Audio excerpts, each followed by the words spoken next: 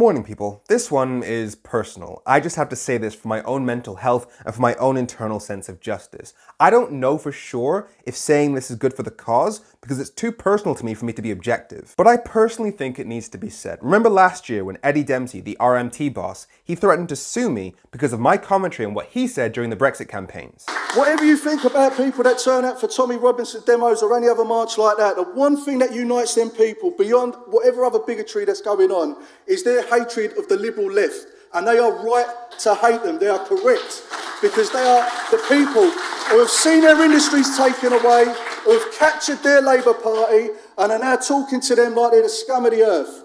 There's too many in the Labour Party right now. They've made a calculation that there's a certain section of the top end of the working class in alliance with people they calculate from ethnic minorities and the Liberals. That's enough to get them into power.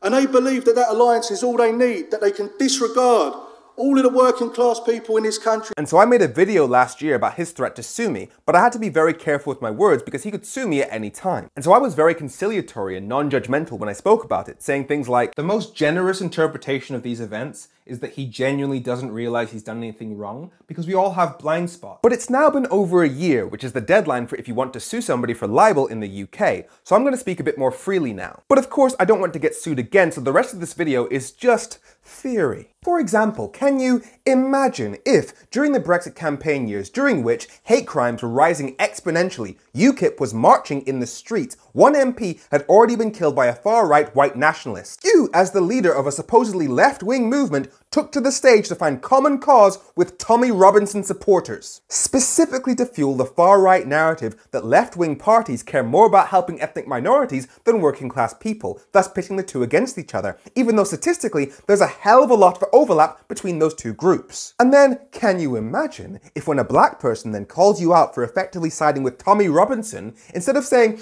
you know what, maybe I shouldn't do that, you then threaten to sue him? And then, can you imagine if when that black person then responds saying, hey, what you said was deeply problematic, but you might have meant something different, I'd be happy to sit down with you, even on camera, to help set the record straight, say what you actually meant, say how you wish you'd have phrased it differently, and the black man even offers to help rehabilitate your image because a lot of people were equally disgusted by what you said. And can you imagine if your response as a white man to a black man offering to help you get away with siding with Tommy Robinson's supporters was to say, nah, pay me. It is rare for me to use the word caucasity, a definition which includes when a white person wrongly assumes that they understand racial issues better than people from ethnic minorities. But the theoretical story that I just described goes off the charts. And the thing is, when I first got the email threatening me with legal action, my first thought was, hang on, he's obviously seen what happened with Richard Tice when Richard Tice tried to sue me, and that I made a video explaining my legal position and that what I said was entirely justified within the law, and also calling him out for trying to use his expensive London lawyers to intimidate his political opponents into silence. And he dropped that case, which proved it was just about intimidation and censorship. And so if Eddie Dempsey saw that and still came at me like this, he must have a real case. And yet here we are, a year later, and nothing, which again,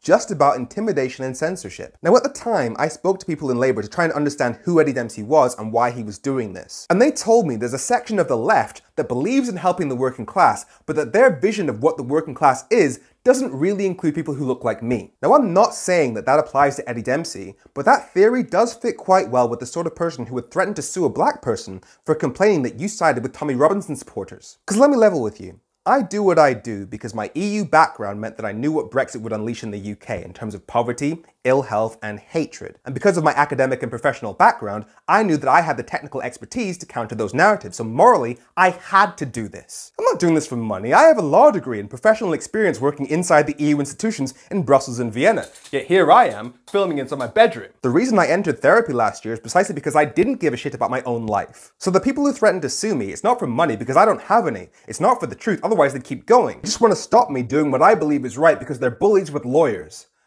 I'm Femi. Have a great week.